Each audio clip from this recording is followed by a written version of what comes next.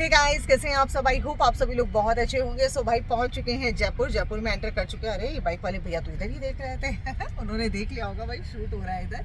और ये देखिए पहुंच चुके हैं जयपुर में हम लोग प्रॉपर अभी एंटर कर चुके हैं, ये देख सकते हैं। और कर रहे हैं ड्राइविंग।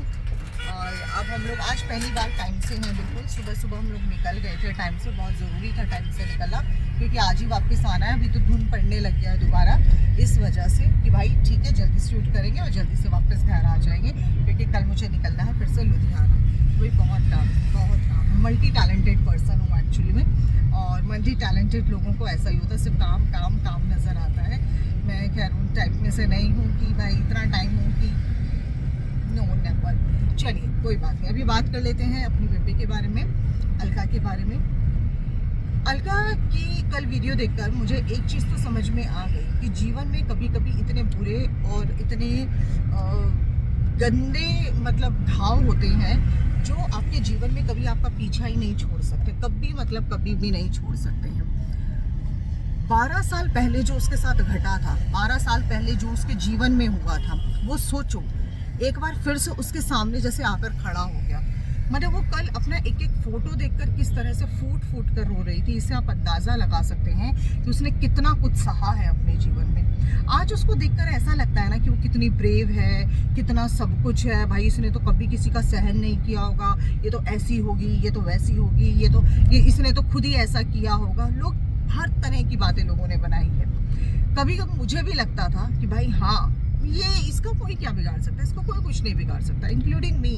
मैं वो नहीं हूँ कि नहीं भाई नहीं, मुझे तो ऐसा लगता था हाँ ये हमेशा से नहीं। लेकिन कल जो देखा, जो कल उसने वीडियो कॉल में दिखाया, भाई साहब मतलब आप सोचो किस तरीके से उसके साथ घरेलू हिंसा की गई थी, कितने बुरे लेवल पर की गई थी, किस तरीके से। उसको क्या पता था कि भाई सोशल मीडिया पर कभी मेरे को ये बात रखनी होगी, लोगों को बताना होगा, लोगों को दिखाना होगा। लेकिन आप सोचो, कहते हैं ना किस्मत में और नियति में यही चीज है कि किस्मत और नियति ये दोनों हमेशा अक्सर साथ चलती हैं। आपके साथ कब क्या होगा कुछ नहीं पता, ये नियति ने तय किया होता है आपके जीवन के अंदर। कल जब मैं शूट पर थी, सदर बाजार थी, जब वो मेरे को वीडियो कॉल कर रही थी ना, तो उसने कहा पूनम तू देखेगी ना तो हैरान रह जाएगी। और वाकई में मैं इतना तो नहीं कल्पना कर पा रही थी कि भाई इतना भी भयानक देखूंगी। और ये वो हादसा है जिसको देखकर मेरे खुद के अपने कुछ पुराने घाव थे, मतलब अभी के नहीं मैं बोल रही हूँ, मेरी शादी से पहले की बातें मैं कर रही हूँ। मतलब खुद के मेरे जाग गए कि भाई एक औरत के लिए बहुत मुश्किल होता है। इसने अपना पार्लर किया, बच्चों को पढ़ाया, ठीक है, ट्यूशन्स दी, आज अपना उसने बैंकिंग का किया, अब उसने जो है अपना और प्रोग्रेस किया, उसने अपना रेस्टोरेंट का किया। उसने 12 साल में आप सोचो उसने क्या से क्या जीवन को किस तरीके से उसने अपने हाथों से उस जीवन को ठीक किया। तो एक महिला क्या नहीं कर सकती, एक महिला बहुत कुछ कर सकती है। और अक्सर उन्हीं महिलाओं पर सबसे ज़्यादा सवाल उठाए जाते हैं जो महिलाएं हमेशा सक्षम होती हैं।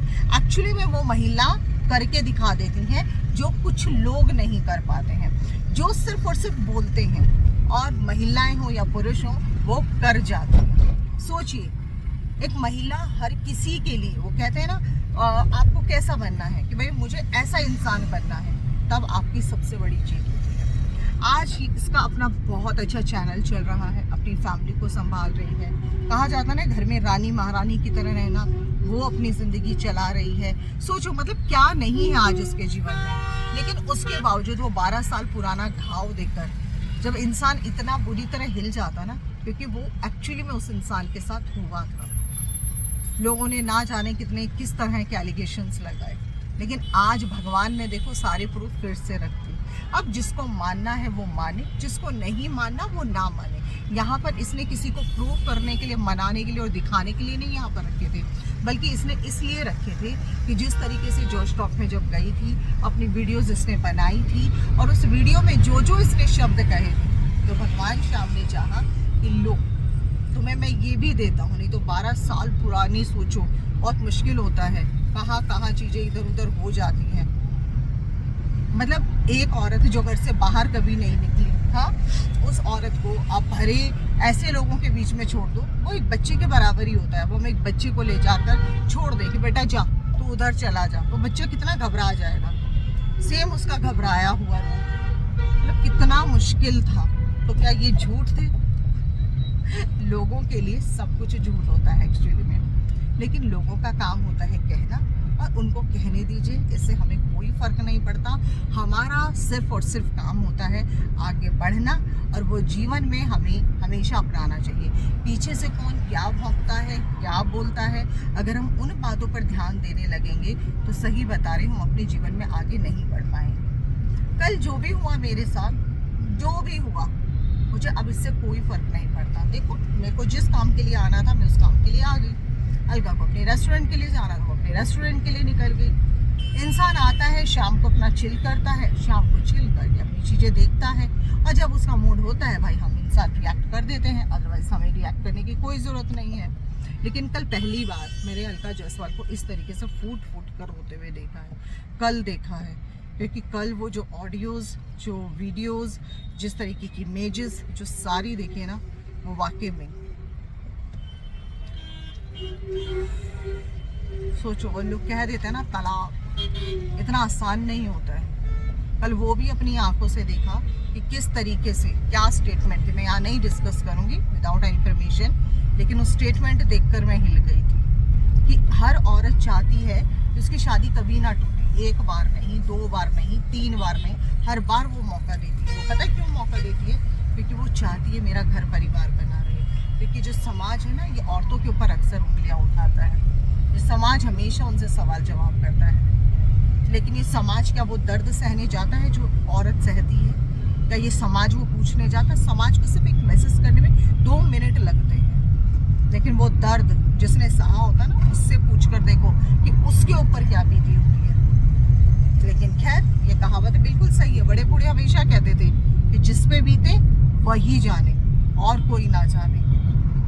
लेकिन हम तो यही कहेंगे, इतनी विपदाओं के बाद अगर किसी को अपने जीवन में इतनी सारी खुशियां नसीब हुई है ना, तो ये उसका कर्मा है, ये उसका अच्छा कर्मा है कि बुरा समय कट गया और एक अच्छा इंसान यानी कि गणेश भाई जो है जीवन में आए, चीज़ें सही हुई, और आज देखो रानी महारानी की तरह बैठी है, और हमेशा ऐसा ही होगा। तो यही जीवन में होता है, यही कर्माज ऐसे काम आते हैं। तो कहते हैं ना, जब हम किसी के लिए नेकी करते हैं तो बदले में हमें नेकी ही मिलती है, और किसी के लिए बुरा करते हैं तो बदले में बुरा मिलता है।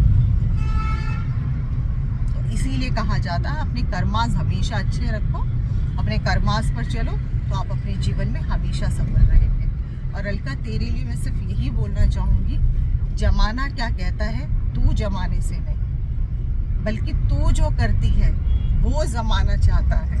क्योंकि जमाना तेरी टक्कर नहीं कर पाता है, इसलिए जमाना तुझे कोसता है, तुझे बोलता है। लेकिन तुझे उस जमाने की नहीं, तुझे अपनी सुननी है, तुझे अपने बच्चों को देखना है। तो जमाने का क्या, जमाना हमसे है, हम जमाने से नहीं। ठीक है, तो चलिए बने रहिएगा, फिर मिलेंगे एक नए वीडियो में। तब तक के लिए नमस्कार।